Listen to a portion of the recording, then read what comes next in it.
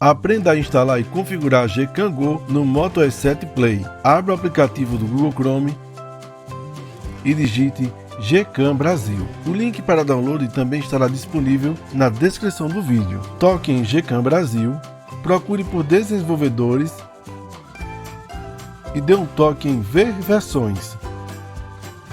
Agora procure pelo desenvolvedor Greatness e dê um toque em ver versões. Baixe a versão da Gcam Go de 10 de outubro de 2020.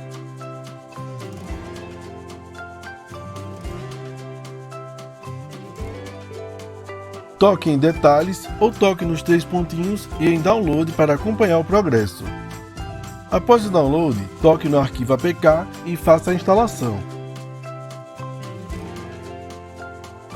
Abra o aplicativo e dê as permissões.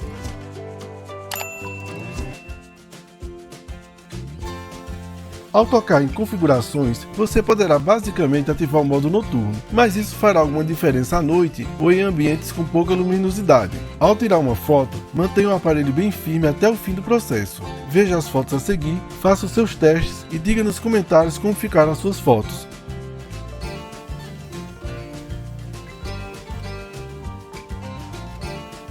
Se você gostou desse vídeo, deixe o seu like, faça sua inscrição e ative o sininho. Muito obrigado!